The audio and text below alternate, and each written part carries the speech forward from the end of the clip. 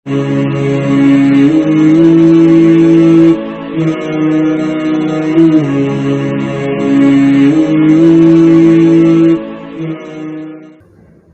علیکم ورحمۃ اللہ وبرکاتہ۔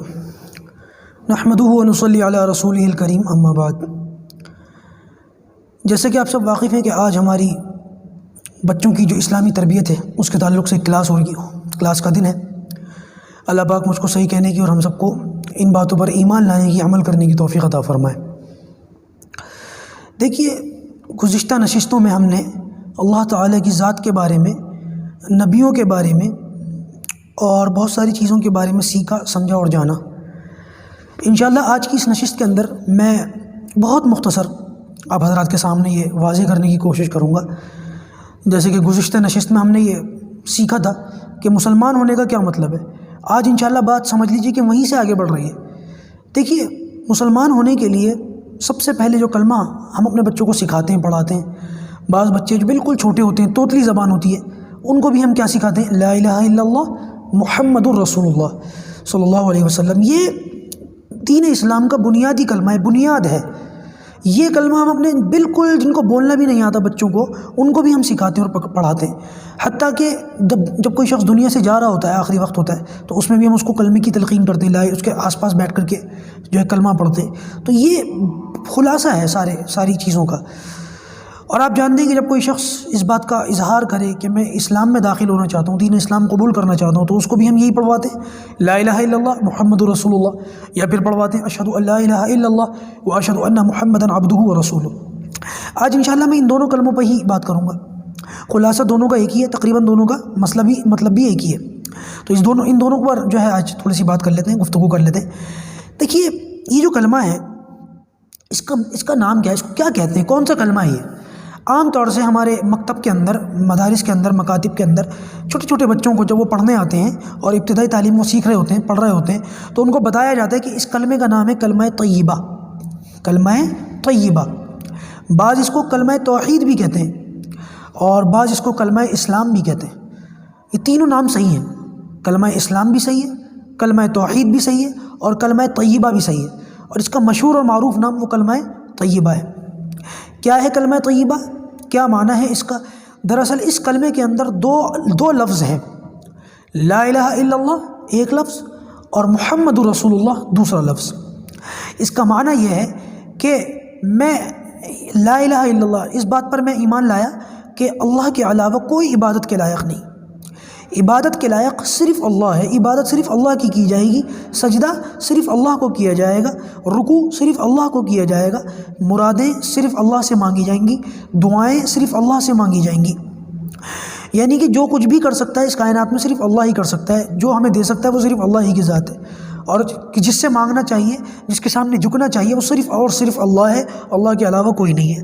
یہ ہے اس کلمے کا ایک جس کا خلاصہ۔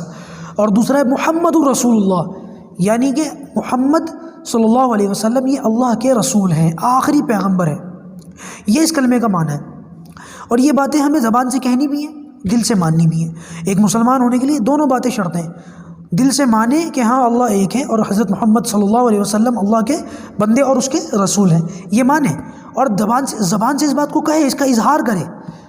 ہوتا ہے نا، کچھ باتوں کو دل سے ماننا بھی پڑتا ہے اور زبان سے کہنا بھی پڑتا ہے۔ تو کلمے کا اظہار، کلمے کا ماننا اور پھر کلمے کا اظہار، یہ دونوں چیزیں جو ہیں وہ اللہ تعالیٰ کے اور نبی کریم صلی اللہ علیہ وسلم کے تعلق سے ماننی بھی پڑتی ہیں اور اس کا اظہار بھی کرنا پڑتا ہے۔ دوسرا کلمہ، یعنی کہ جس کو کلمہ شہادت کہتے ہیں اور چھوٹے چھوٹے بچوں کو یاد بھی کروایا جاتا ہے، اشہد ان لا الہ الا اللہ واشہد ان محمدا عبدہ ورسولہ۔ بچوں، تم جانتے ہو، آپ سمجھتے ہو کہ اشہد کیوں کہا گیا؟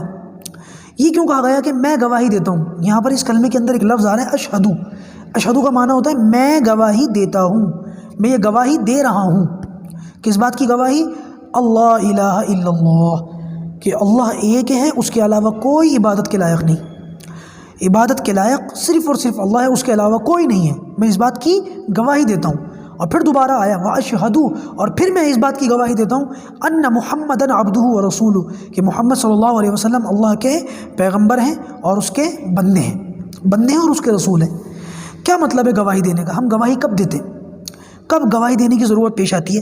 تو ظاہر سی بات ہے ہم سب اس بات کو سمجھ لیں، ویسے تو سب جانتے ہیں ماشاءاللہ پڑھ لکھ کے لوگ ہیں، عقل مند بچے ہمارے، ہوشیار بچے ہیں، ذہین بچے ہیں، لیکن پھر بھی میں وضاحت کر دوں کہ گواہی دینے کی نوبت کب آتی ہے؟ جب کسی جج کے سامنے، کسی قاضی کے سامنے گواہی تب دی جاتی ہے جب ہم سے یہ کہا جائے ہاں بھائی فلاں فلاں معاملہ ہے، تم گواہی دیتے ہو۔ گواہی دینے کا کیا مطلب ہے کہ ہاں جو معاملہ چل رہا ہے، جو کیس چل رہا ہے، جو سنوائی ہو رہی ہے، یہ چیز میں نے اپنی آنکھوں سے دیکھی ہے یا میں نے اپنے کانوں سے سنی ہے۔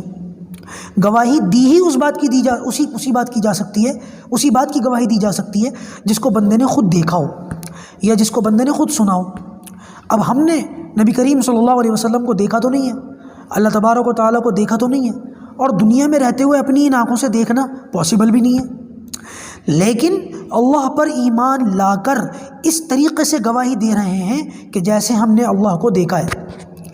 دیکھا نہیں ہے تو پھر کیسے گواہی دے رہے ہیں کہ دیکھا ہے؟ کائنات کے اندر غور و فکر کر کے، یہ زمین، یہ آسمان، یہ سورج، یہ ستارے، یہ چاند، یہ غلے، یہ پیڑ، یہ پودے، یہ ہمارے ماں باپ، یہ ہم، اور یہ دنیا میں انسانوں کا آنا اور جانا، اور یہ لگاتار جو ہے نظام کائنات کا چلنا، اور بارشوں کا برسنا، اور دھوپ کا نکلنا، اور دن اور رات کا چلنا، اور موسموں کا بدلنا، یہ کون کر رہا ہے؟ کوئی تو کر رہا ہے۔ کون ہے؟ اللہ کی ذات ہے، اللہ کے علاوہ کوئی اور نہیں ہے۔ یہ ساری چیزوں پہ جب ہم نے غور و فکر کیا تو ہمیں یقین آ گیا اللہ ہے، اور ایسا یقین آیا کہ جیسے دیکھ کر یقین آتا ہے، اور ہم نے گواہی دے دی۔